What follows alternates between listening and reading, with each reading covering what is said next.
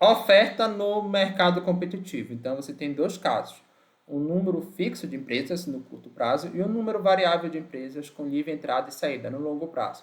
Bom, o que vem a ser curto e longo prazo depende muito do setor de atuação. Mas a ideia é que não é tão fácil as empresas saírem no curto prazo, portanto, você tende a ter o mesmo número de empresas. Mas quando você fala de anos ou mesmo décadas, as empresas têm liberdade para entrar e sair. Então, por conta dessa diferença de prazos, você tem que analisar nessas duas situações, tá? No curto prazo, a curva de oferta de mercado é a soma das curvas de custo marginais dos vendedores. Então, imagina que você tem um vendedor João, outra vendedora Maria, essas são as curvas de oferta, que é igual à curva de custo marginal de cada um deles, você simplesmente soma aqui nos pontos onde eles se encontram, tá? A soma dos dois vai ser a curva de oferta do mercado. Já no longo prazo, se as empresas atuais forem lucrativas, haverá incentivos para que novas empresas entrem no mercado. Então, olha só, mais empresas, o que acontece? Você vai aumentar a oferta de bens. Esse aumento da oferta, ele vai deslocar a curva de oferta ali para, no caso que vocês estão vendo aí, é para a direita, né? Para a direita de vocês. E aí, isso vai acabar reduzindo o preço. Uma redução no preço causa uma redução no lucro. É isso aqui, ó. Está aqui o gráfico. Então, aqui o estado inicial era preço 1, preço 12. O que aconteceu? As empresas estão tendo lucro nesse mercado. Então, está tendo lucro. Outros players que estão fora do mercado vão querer entrar no mercado que está sendo lucrativo. Quando entra mais produtores, você tem um aumento da oferta. Então, essa curva de oferta se desloca para cá. Vai encontrar num preço menor a curva de demanda. Tá? É melhor para quem está consumindo, porque os preços dos produtos vão ficar mais baratos. Só que as empresas vão reduzir o lucro delas, porque elas vão ter que vender num preço menor. Lembrando que a gente está falando de mercado competitivo, que ninguém determina preço, o preço é determinado pelo equilíbrio de oferta e demanda. Agora, se as empresas atuais estiverem tendo prejuízo, algumas vão ter que sair do mercado, porque ninguém vai ficar tendo prejuízo. Então, você vai ter menos empresas, você vai ter uma redução na oferta, consequentemente, você aumenta o preço e aumenta o lucro das empresas que permaneceram. Então, é o oposto, tá? A situação inicial está aqui, esse equilíbrio, aí tá todo mundo não, a maioria das empresas estão tendo prejuízo, ou uma parte significativa delas, elas vão ter que sair desse mercado. Quando elas saem, você diminui a oferta. E aí você vai aumentar o preço de equilíbrio. E aí, as empresas que permanecerem vão continuar tendo cada vez mais lucro. Ao fim desse processo de entrada e saída, as empresas que ficarem no mercado deverão ter lucro econômico igual a zero.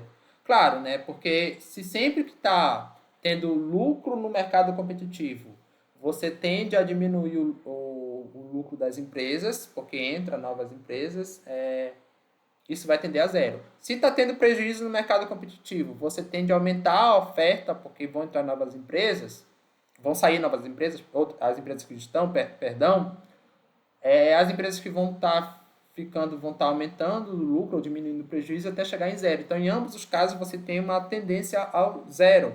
E, de fato, os mercados competitivos, eles tendem a operar no lucro econômico igual a zero. E aqui a gente já vai falar do lucro econômico, tá? Então, o lucro, lembrando, é igual ao preço menos o custo total médio vezes a quantidade. Se o lucro é zero, eu posso tirar esse aqui daqui. E aí fica aqui preço menos custo total igual a zero.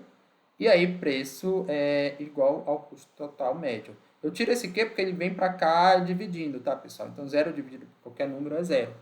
Então, sobra ali o preço menos o custo total médio passa para o outro lado. No livre mercado, as empresas maximizam o lucro quando o preço é igual ao custo marginal. Tá? Então, isso aqui a gente viu em outras aulas. Então, quando o preço é igual ao custo marginal, você maximiza o lucro. Logo, no equilíbrio de mercado, custo total médio igual ao custo marginal. Olha só. Lembra que lá na primeira aula dessa sequência aqui de mercados competitivos, a gente viu que o lucro é maximizado quando você iguala preço com custo total médio. Agora, eu vou colocar o custo total médio bem aqui. Então, o custo total médio vai ser igual ao custo... Aliás, custo marginal, perdão. A receita maximizada é quando o preço iguala ao custo marginal. E aí eu vou pegar esse... No lugar desse P aqui, eu vou colocar o custo marginal. Então, vai ficar custo marginal igual ao custo total médio. Tá? Essa relação ocorre somente quando a empresa opera ao custo total médio mínimo. Escala eficiente. Tá? O ponto do gráfico onde o custo total médio se iguala ao custo marginal é a escala eficiente. A gente viu isso em aulas anteriores. Olha só, postulado, no longo prazo, o livre mercado leva as empresas a operarem na escala eficiente. Tá? Uma coisa natural. Exemplo, o fazendeiro precisa de 1 milhão para iniciar sua fazenda. Esse dinheiro poderia estar investindo a uma taxa de juros de 50 mil por ano.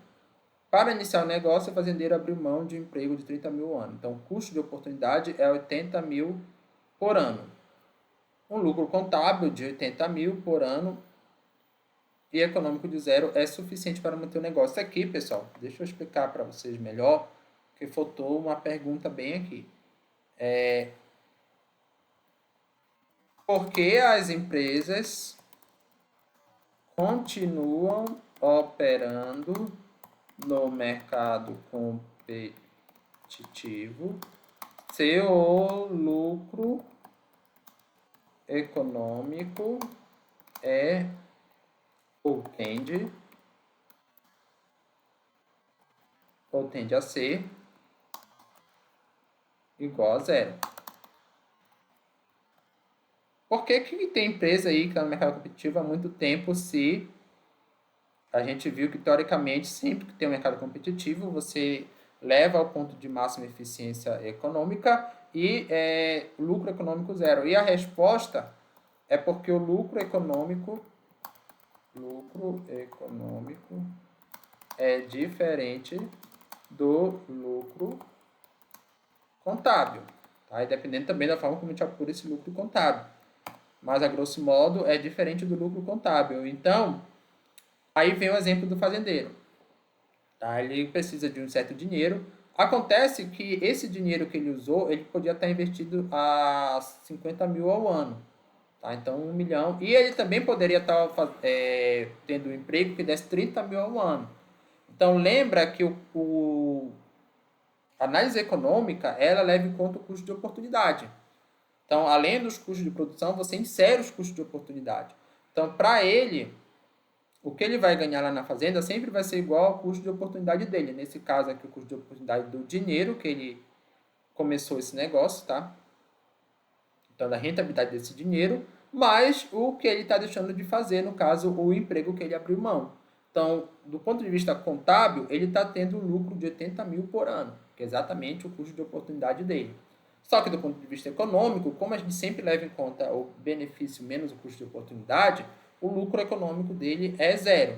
Mesmo assim, ele consegue se manter no negócio, já que ele está contabilmente e na prática ganhando 80 mil por ano e se sustentando desse dinheiro. Tá? Então, por isso que os mercados competitivos, mesmo com tendência de lucro econômico zero, continuam existindo, as empresas continuam operando nesse tipo de mercado. Pessoal, as referências dessas aulas aqui de mercado competitivo. Não esqueçam de curtir, compartilhar e se inscrever no canal.